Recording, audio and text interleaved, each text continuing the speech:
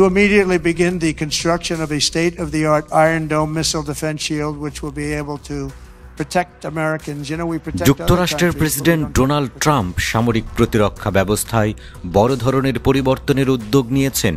সোমবার রাতে তিনি একটি নির্বাহী আদেশে স্বাক্ষর করেছেন, যেখানে ইসরায়েলের আয়রন ডোমের মতো একটি অত্যাধুনিক ক্ষেপণাস্ত্র প্রতিরক্ষা ব্যবস্থা নির্মাণের নির্দেশ দেওয়া হয়েছে। আয়রন ডোম হল ইসরায়েলের একটি স্বল্প পাল্লার ক্ষেপণাস্ত্র প্রতিরক্ষা ব্যবস্থা, যা শত্রুপক্ষের রকেট ও গোলা আক্রমণ সফলভাবে প্রতিহত করতে সক্ষম।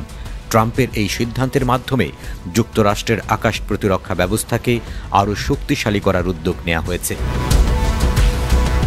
নতুন নির্বাহী আদেশ অনুযায়ী প্রতিরক্ষা সচিব পিট হেগসেথকে 60 দিনের মধ্যে এই প্রতিরক্ষা ব্যবস্থা পরিকল্পনা জমা দিতে বলা হয়েছে।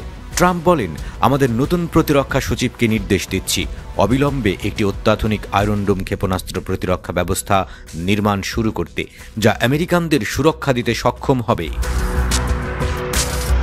বিশেষজ্ঞরা মনে করছেন, এই উদ্যোগ যুক্তরাষ্ট্রের সামরিক ক্ষমতাকে নতুন মাত্রায় উন্নীত করবে। তবে এর কার্যকারিতা ও প্রয়োজনীয়তা নিয়ে কিছু বিতর্কও রয়েছে, কারণ যুক্তরাষ্ট্রের ভৌগোলিক অবস্থান ও নিরাপত্তা পরিস্থিতি ইসরায়েল থেকে ভিন্ন। ট্রাম্পের অন্যান্য নির্বাহী আদেশগুলোর মধ্যে রয়েছে সামরিক বাহিনীতে বৈচিত্র্য, ন্যায়পরায়ণতা ও অন্তর্ভুক্তি উদ্যোগ বাতিল করা এবং কোভিড-19 মহামারীর সময় নিয়ম মানতে অস্বীকৃতি জানানোয় বরখাস্ত হওয়া প্রায় 8,000 সেনা সদস্যকে পুনর্বহাল করা।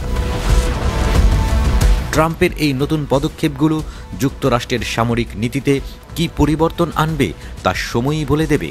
তবে এই সিদ্ধান্তগুলো যে সামরিক ও রাজনৈতিক মহলে ব্যাপক প্রভাব ফেলবে তা নিশ্চিত।